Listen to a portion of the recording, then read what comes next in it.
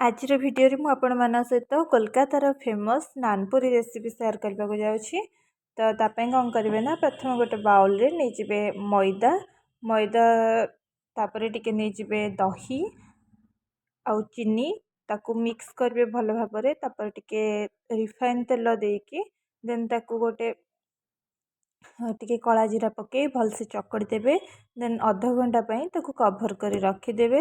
ଦେନ୍ cover ଖୋଲିଲା ପରେ ଯେଉଁ ସାଇଜ୍ର ମୁଁ ଗୋଳା ବନେଇଥିଲି ସେଇ ସାଇଜ୍ର ଗୋଳା କରିକି ତାକୁ ଏମିତି ମୋଟାକି ବେଲିଦେବେ।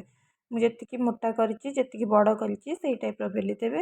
ତାପରେ ନର୍ମାଲି ଯେମିତି ଆମେ ପୁରୀ ଛାଣେ ତ ସେଇ ଟାଇପ୍ର ଆମେ ଛାଣିଦେବା। ଦେଖନ୍ତୁ କେତେ ବଢ଼ିଆ ସେ ଫୁଲୁଛି ଆଉ କେତେ ସଫ୍ଟ ଆଉ ଟେଷ୍ଟି, ମିଠା ମିଠା ବି ଲାଗିବ, ବହୁତ ହି ଟେଷ୍ଟି ଲାଗିବ। ପୁରା ବ୍ରେଡ୍ ଟାଇପ୍ର ଟେଷ୍ଟଟା ଆସେ। ଏଇଟା ଆପଣ ଯେକୌଣସି ତରକାରୀ ବନେଇଦେବେ, ବହୁତ ହି ଟେଷ୍ଟି ଲାଗିବ, ଯେକୌଣସି ଆଇଟମ୍ ସହିତ ଲଗାର